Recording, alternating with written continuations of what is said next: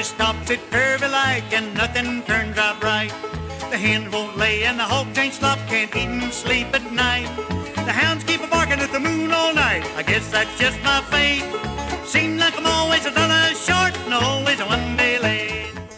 Best known for his exuberant banjo playing and infectious verbal comedy on Hee Haw, Louis M. Grandpa Jones was also one of country music's most dedicated champions of old-time music. With his familiar knee boots, suspenders, white mustache, and spectacles, Grandpa Jones delighted audiences for nearly 70 years while simultaneously preserving the clawhammer style of banjo playing during periods when it seemed to have fallen by the wayside in the world of country music.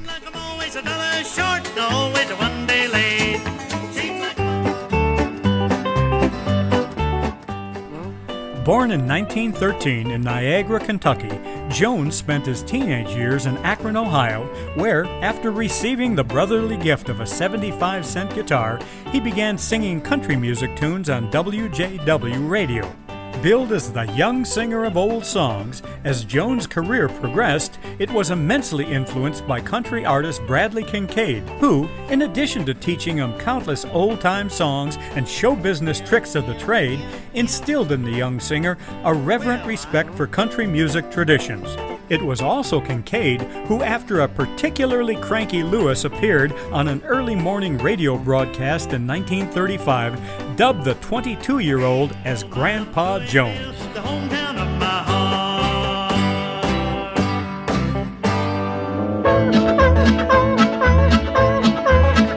By 1937, Grandpa was on his own, appearing on radio shows in West Virginia and Ohio. Still primarily a guitar player, while at WWVA Radio, he met a flamboyant comedian named Cynthia Mae Cousin Emmy Carver, who taught Jones the old-time clawhammer style of banjo playing.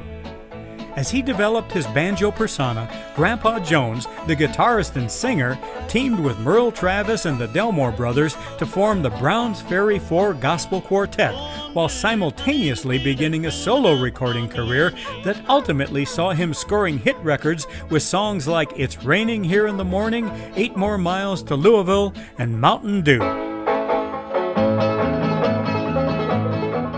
A stint in the Army near the end of World War II interrupted but did not diminish Jones' career.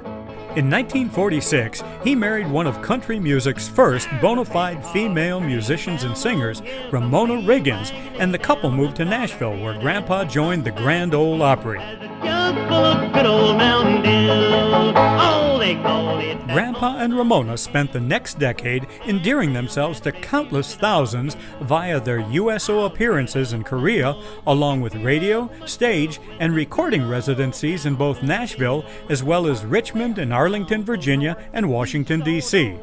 However, by 1959, the couple had settled permanently at the Opry and, in addition to starting a family, produced a series of records for the RCA, Decca, and Monument labels that represent some of the best recorded work of Grandpa's career. But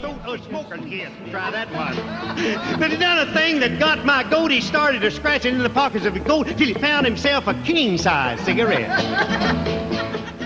After a career that had already spanned nearly 40 years, Grandpa Jones' greatest period of national recognition began in 1969 when he became a regular on the long-running Hee Haw television program. In addition to delighting viewers with his energetic clawhammer banjo playing and classic comedy routines such as Hey Grandpa, What's for Supper? Hey Grandpa, what's for supper? Well, tonight you're really in for a treat. I've got 3 kinds of pie and 3 kinds of meat and 4 kinds of vegetables and 5 kinds of drinks. Even Junior will get full for once, don't you think? Yeah! He kept alive the songs of country music pioneers like Jimmy Rogers, Bradley Kincaid, Lulu Bell and Scotty, and the Delmore Brothers, while maintaining venerable gospel music traditions by initiating the Hee Haw Gospel Quartet based on his earlier group, the Browns Ferry 4. With national stardom came the opportunity to tour constantly.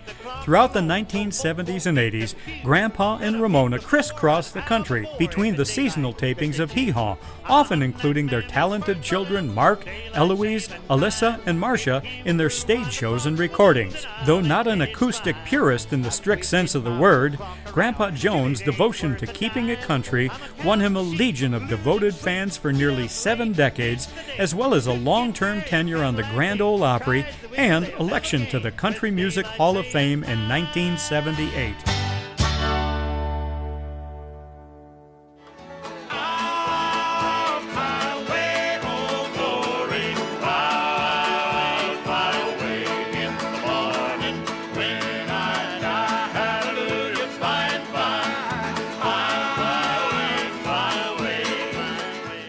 In the world of show business, there have been only a small number of stars who could be considered one of a kind, both irreplaceable as well as beloved and respected by fans and colleagues alike. Just as there can only be one Elvis and only one Sinatra, there can only be one Grandpa Jones. Everybody's grandpa. I'm my old grandpa. He's his own grandpa. It sounds funny, I know, but it really is so. I'm my old grandpa. Jones, that is.